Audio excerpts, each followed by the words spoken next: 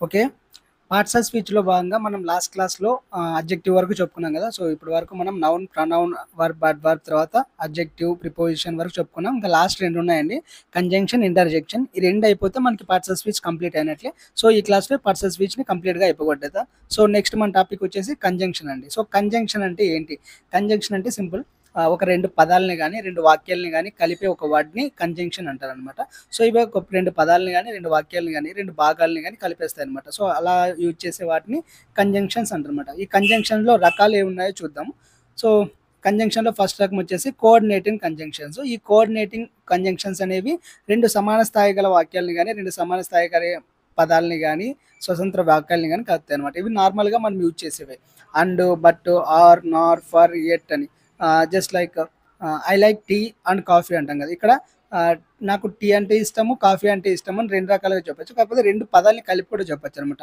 I like tea and coffee. ఇక్కడ and అనేది టీని, కాఫీని కలుపుతుంది కదా! సో, ఇది ఇక్కడ 2 పదాలని కలిపింది కాబట్టి దీన్ని అండ్ అనేది ఒక కంజంక్షన్ అనమాట. సో, నాకిక్కడ టీ మరియు కాఫీ 2 ఇష్టం. సో, 2 పదాలని కలిపింది కాబట్టి అండ్ అనేది ఇక్కడ కంజంక్షన్ అనమాట. Next she studied hard but failed. ఆమె బాగా చదివింది కానీ ఫెయిల్ అయింది. సో, ఇక్కడ 2 వాక్యాలు షీ స్టడీడ్ హార్డ్ ఆమె బాగా చదివింది. షీ ఫెయిల్డ్ సో, ఆమె ఫెయిల్ అయింది. ఇక్కడ 2 వాక్యాలని కలిపి బట్ యూజ్ చేసి కలిపారన్నమాట. 2 వాక్యాలని బట్ యూజ్ చేసి కలిపారన్నమాట. సో, బట్ అనేది ఇక్కడ కంజంక్షన్ అవుతది. Next do you want tea or coffee? నీకు టీ కావాలా? లేదంటే కాఫీ కావాలా? అని అడుగుతున్నాం. అంటే ఇక్కడ ఆఫర్ చేస్తున్నాం అన్నమాట. సో, ఇక్కడ వాళ్ళు సెలెక్ట్ చేసుకోవాలి. ఆఫర్ చేసేదానికి కూడా మనం ఈ కంజంక్షన్‌ని యూజ్ చేస్తామన్నమాట. ఇక్కడ కూడా 2 పదాలని కలిపింది.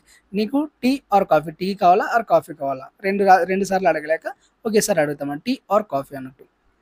సో, ఇక్కడ దేనికి దేన్ని వాడతామనేది చూసుకోండి. అండ్ అనేది చేర్చడానికి. ఒకదానికి ఇంకో దాన్ని యాడ్ చేయడానికి వాడతాం. ఇప్పుడు టీతో పాటు కాఫీని ఆఫర్ చేశాం కదా! సో, టీ అండ్ కాఫీ రెండిటిని ఆఫర్ చేస్తున్నాం అనమాట. తర్వాత బట్ అనేదంటే ఒక అపోజిట్‌గా చెప్పడానికి. అంటే ఇక్కడ పైన ఏం చెప్పాం మనం? She studied hard. ఆమె బాగా చదివింది. బాగా చదివితే ఏం చేయాలా? పాస్ అవ్వాలి కదా! కానీ ఫెయిల్ అయింది. సో, బట్ అనేది వ్యతిరేకంగా యూజ్ చేశారన్నమాట. She studied hard. ఆమె బాగా చదివింది. కానీ ఫెయిల్ అయింది. కానీ అనేది ఎందుకు వాడతాం? వ్యతిరేకంగా అర్థాన్ని ఇచ్చేదానికి. నువ్వు టైంకి వచ్చావు కానీ లేట్ అయ్యావు అన్నట్టు ఉంటదనమాట. సో, మనకి సినిమాలో చెప్తారు కదా!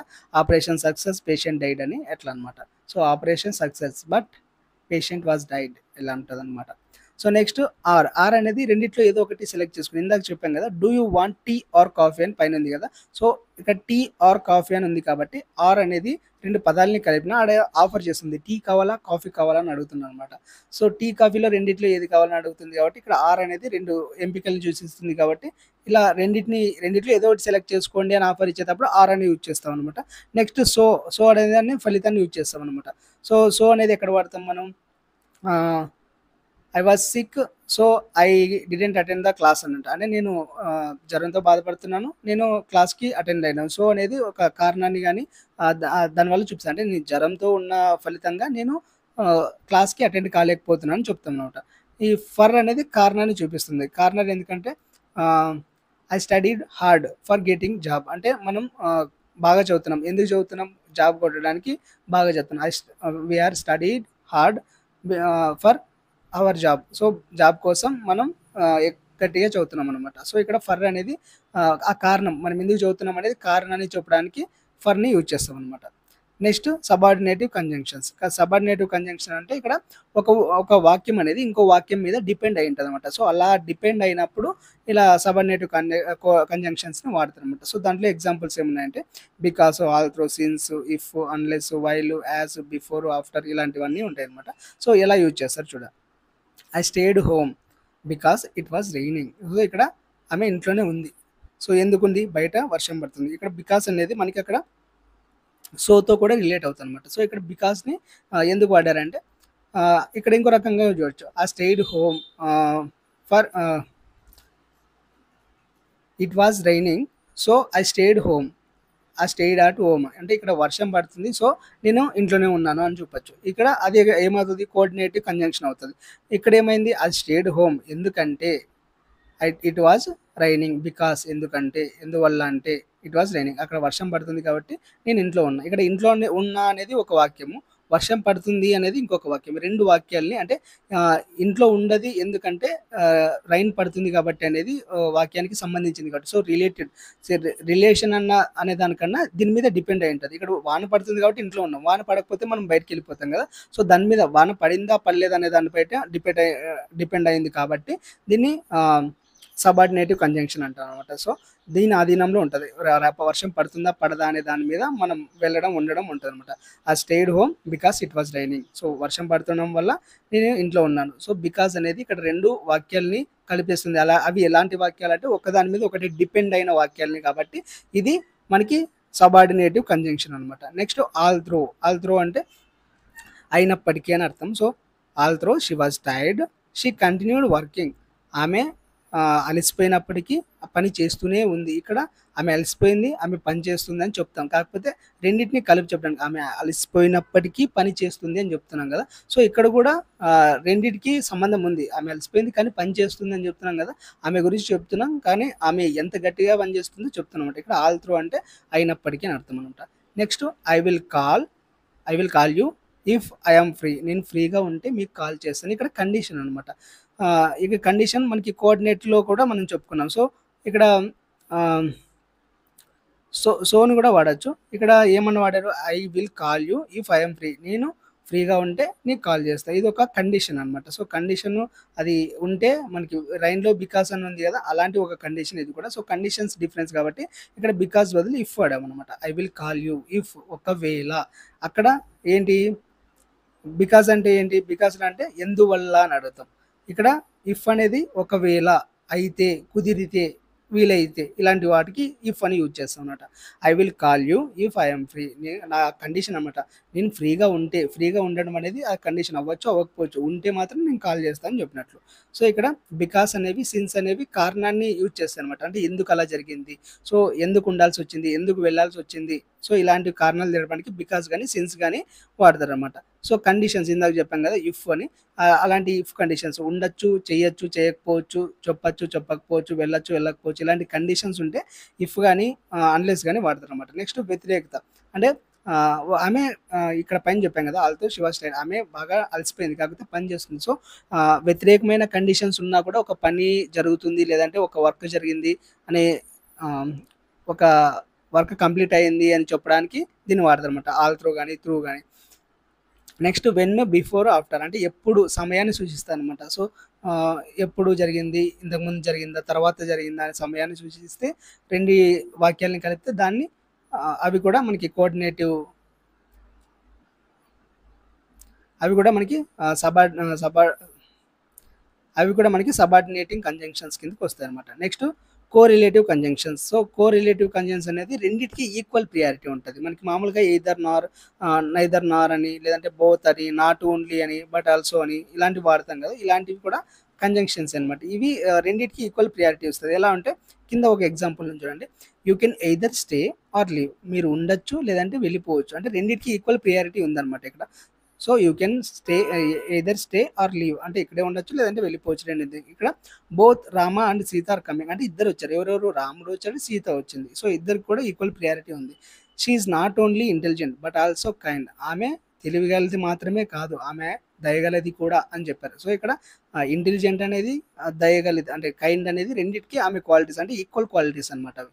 సో, కోరిలేటివ్ కంజంక్షన్స్ ఎప్పుడు కూడా జతలుగా వస్తాయన్నమాట. వాటిల్లో సమాంతర నిర్మాణం అనేది ఖచ్చితంగా ఉండాలన్నమాట. సో, ఇక్కడ ఈక్వల్ ప్రియారిటీ ఉండాలన్నమాట. 2 వర్డ్స్‌కి కలిపి 2 వర్డ్స్‌కి ఈక్వల్ ప్రియారిటీ ఉంటే దాన్ని కోరిలేటివ్ కంజంక్షన్స్ అంటారు. సో, కంజంక్షన్స్ యొక్క కొన్ని ఇంపార్టెంట్ రూల్స్ ఉంటాయి. ఆ రూల్స్‌ని ఒకసారి చూసుకోండి. సో, ఇక్కడ కోరిలేటివ్ గానీ, కోరిలేటివ్ కంజంక్షన్‌లో గానీ, కోఆర్డినేటివ్ కంజంక్షన్‌లో గానీ 2 భాగాలు కూడా 2 వాక్యాలైనా, 2 పదాలైనా కూడా మంచి గ్రామాటికల్ నిర్మాణంలో ఉండాలన్నమాట. సో, గ్రామర్ మిస్ అయ్యకుండా ఉండాలన్నమాట. She likes to sing and to dance. ఇక్కడ టు సింగ్, టు డాన్స్ అనేవి 2 వాడాల. She likes to sing and dance అని పెట్టడానికి వీల్లేదనమాట. కింద చూడండి she likes singing and to dancing. Singing అని కూడా అనకూడదనమాట. సో, ఇక్కడ టు సింగ్ అని, టు డాన్స్ అని 2 ఉండాలి. So, she likes to sing and she likes to dance 2 వాడొచ్చు. So, she likes to sing అని పెడతారు. షీ లైక్ టు డాన్స్ అని పెడతారు. 2 కలిపినప్పుడు మళ్ళా షీ వాడాల్సిన అవసరం లేదు అక్కడ. She likes to sing and to dance. ఆమె డాన్స్ చేయగలదు. డాన్స్ చేయడం అంటే ఇష్టం ఆమెకి. పాట పాడమన్నా కూడా ఇష్టం అనమాట. సో, కామాని ఎక్కడ యూజ్ చేయాలి? మామూలుగా కంజంక్షన్స్‌లో కామా యూజ్ చేస్తారు కదా! సో, కామాని ఎక్కడ యూజ్ చేయాలంటే 2 వాక్యాల్ని కలిపినప్పుడు యూజ్ చేయాల. సో, ఎగ్జాంపుల్‌గా I wanted to attend the party. Party అనేది I want to attend the party అనేది ఒక కంప్లీట్ సెంటెన్స్. సో, ఈ సెంటెన్స్ అయిపోయిన తర్వాత నేను ఆ పార్టీకి అటెండ్ అవ్వాలనుకున్నా. కానీ ఐ వాస్ టైర్డ్. నేను అలసిపోయాను. అందుకే అటెండ్ కాలేకపోతున్నాను. ఇది కూడా ఇక్కడ కామన్ యూజ్ చేసామనమాట. సో, ఇది దేని కిందకొస్తది? అనేది మనకి ఫస్ట్‌లో చెప్పాం కదా! కోఆర్డినేటివ్ కంజంక్షన్ దాని కిందకొస్తదనమాట. కానీ చిన్న వాక్యాల్లో కామా అవసరం లేదు. చిన్న చిన్న వాక్యాలు ఉంటాయి కదా! వాటికి కామా అవసరం లేదనమాట. I was tired but I went. అంటే నేను టైర్డ్‌గా ఉన్నా కానీ వెళ్ళిపోయాననమాట. నెక్స్ట్ సబార్డినేటివ్ కంజంక్షన్స్‌లో డిపెండింగ్ క్లాస్ మొదటొస్తే కామన్ ఉపయోగిస్తారు. ఇందాక చెప్పాం కదా! సబార్డినేటివ్ కంజంక్షన్‌లోన బికాస్ అనేవి గాని, ఆల్ త్రూ అనేవి గాని అవన్నీ ఫస్ట్ వచ్చాయనుకోండి కామా యూజ్ చేస్తారనమాట. తర్వాతొస్తే కామా అవసరం లేదు. Because it was raining I stayed home. ఇక్కడ రైన్ పడుతుంది కాబట్టి నేను ఇంట్లో ఉన్నాను. తర్వాత మెయిన్ క్లాస్ మొదట వస్తే కామా అవసరం లేదు. సో, ఐ స్టేడ్ హోమ్ అంటే నేను ఆల్రెడీ ఇంట్లో ఉన్నా. ఎందుకంటే బికాజ్ అనేది తర్వాత వచ్చింది. ఫస్ట్ దాంట్లో డిపెండెన్స్ క్లాస్ అనేది మొదట వచ్చింది. ఇక్కడ డిపెండెంట్ క్లాస్ అంటే దేని మీద ఆధారపడుతుందో అదండి. ఇక్కడ వాన పడుతుంది కాబట్టి ఇంట్లో ఉన్నాను. వాన పడడం వల్లే కదా! సో, వాన పడేది అనేది వాన మీద డిపెండ్ అయినాం కాబట్టి ఇది డిపెండెంట్ క్లాస్ అనమాట. సో, వాన పడితే మనం ఇంట్లో ఉండాల్సి వచ్చింది. సో, ఇక్కడ ఐ స్టేడ్ హోమ్ అనేది మెయిన్ క్లాస్ అవుతది. ఇట్ వాస్ రైనింగ్ అనేది డిపెండెంట్ క్లాస్ అవుతది. ఇక్కడ మెయిన్ క్లాస్ అనేది ఫస్ట్‌లో వచ్చిందనుకోండి కామా అవసరం లేదు. మెయిన్ క్లాస్ అనేది తర్వాత వచ్చిందనుకోండి కామా అవసరం అవుతదనమాట. సో, డబుల్ కంజంక్షన్స్ కూడా యూజ్ చేయకూడదు. ఒకే సెంటెన్స్‌లో ఒక ఫుల్ సెంటెన్స్‌లోనే డబుల్ కంజంక్షన్స్‌ని వాడకూడదనమాట. కింద ఎగ్జాంపుల్ ఇచ్చాను చూడండి. Although she was tired but she worked. అంటే ఇక్కడ ఆల్ త్రూ అనేది కూడా రెండిటికి సంబంధిస్తదనమాట. సో, ఇక్కడ బట్ వాడకపోయినా ఆల్ త్రూ ఉంటే సరిపోతది. So, although she was tired she worked. లేదంటే she was tired but she worked. ఇలా కూడా వాడొచ్చు. సో, రెండిటిని కలిపి వాడకూడదనమాట. ఏదో ఒకటి మాత్రమే వాడాల. నెక్స్ట్ కంజంక్షన్స్‌కి వేరే పార్ట్స్ ఆఫ్ స్పీచ్‌కి ఉన్న డిఫరెన్సెస్ ఏంటి? సో, వీటికి ఎలా పొంతన కుదురుతదో చూద్దాం కొంచెం. సో, కంజంక్షన్స్‌కి పార్ట్స్ ఆఫ్ స్పీచ్‌లో కూడా పనిచేస్తాయి. ఏ టైంలో పనిచేస్తాయంటే మామూలుగా ఆ కంజంక్షన్ అనేవి ఎక్కువగా ప్రిపోజిషన్సే వాడతాం అనమాట. మనకి బట్ కానీ, అండ్ గానీ, ఇఫ్ గానీ ఇవన్నీ మనకి ప్రిపోజిషన్స్‌లో వాడతాం. సో, ఇక్కడ కూడా అదే చెప్తున్నాను. కంజంక్షన్స్‌ని ప్రిపోజిషన్స్‌గా వాడుకోవచ్చు. I stayed for it was late. ఇది conjunction. This gift is for you. So, ఇక్కడ ఫర్ అనేది కంజంక్షన్‌గా ఉపయోగపడింది. ఇక్కడ ప్రిపోజిషన్‌గా కూడా ఉపయోగపడింది. అలాగే ఆఫ్టర్ అని, అలాగే సిన్స్ కూడా అక్కడ కంజంక్షన్‌గా యూజ్ చేశారు. ఇక్కడ ఆహ్, ప్రిపోజిషన్‌గా కూడా యూజ్ చేస్తారనమాట. సో, రెండిటికి తేడా ఏంటో ఒకసారి చూసుకోండి. ఇక్కడ కండిషన్‌ని సాటిస్ఫై చేయాలన్నమాట. I stayed for it was late. అంటే ఇక్కడ కండిషన్ ఉంది. ఎందుకంటే అది లేట్ అయినందుకు నేను ఇక్కడే ఉన్నాను అనేది ఒక కండిషన్.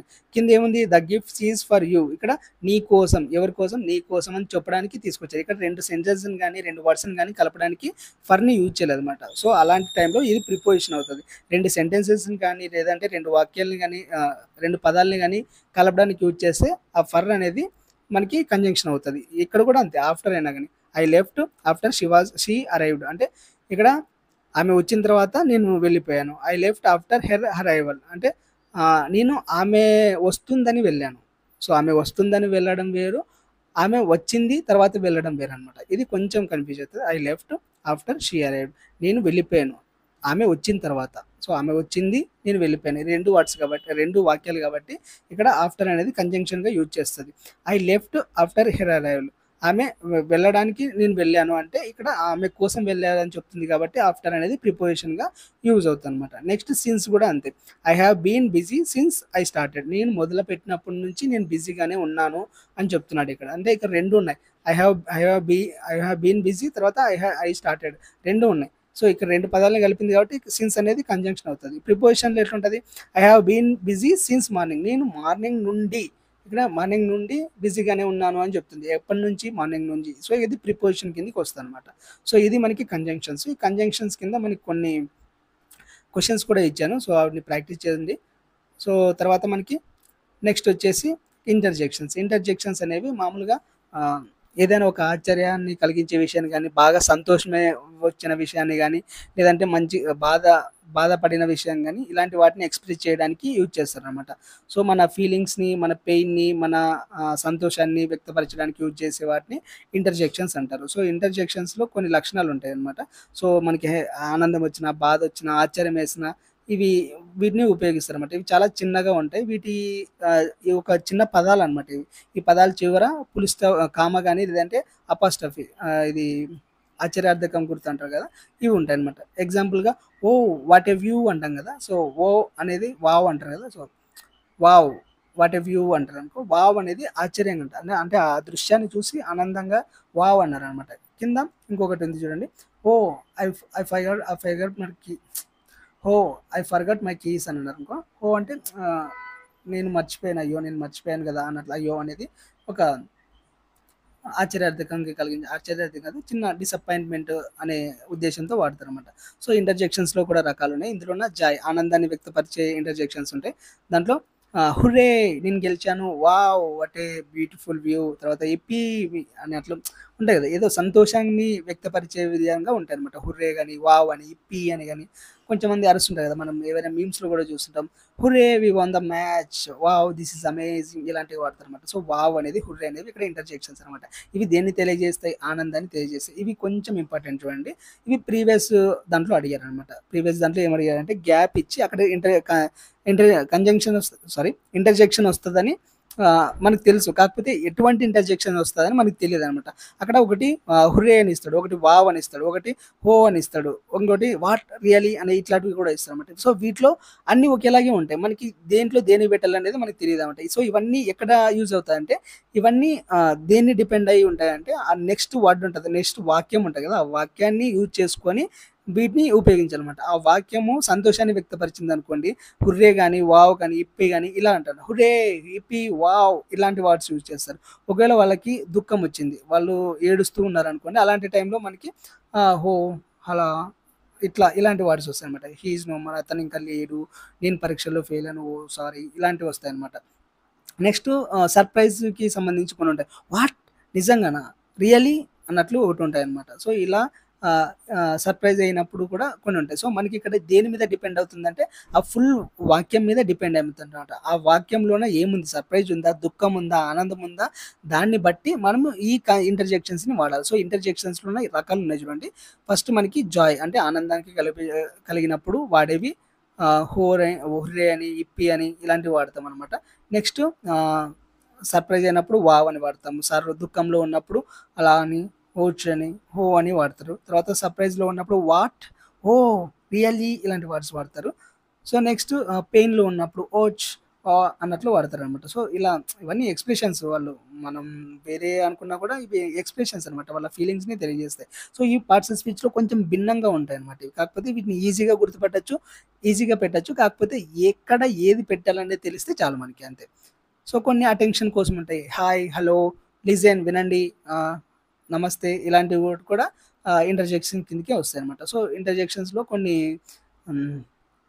వేరే రకంగాను కూడా ఉంటాయి. కొంతమందిని well done, keep it up, good ఇట్లాంటివి ఉంటాయి కదా! సో, ఇలాంటివి కూడా ఇంటర్జెక్షన్స్ కిందకే వస్తాయన్నమాట. సో, ఇవన్నీ అప్రూవల్, డిసప్రూవల్ కిందకి వస్తాయి. ఓకే, వెల్ డన్ ఇలాంటివి కూడా వస్తాయన్నమాట. నెక్స్ట్ వీటిని ఉపయోగించేటప్పుడు ఎలా ఉండాలి అంటే చిన్నగానే ఉంటాయి ఇవి.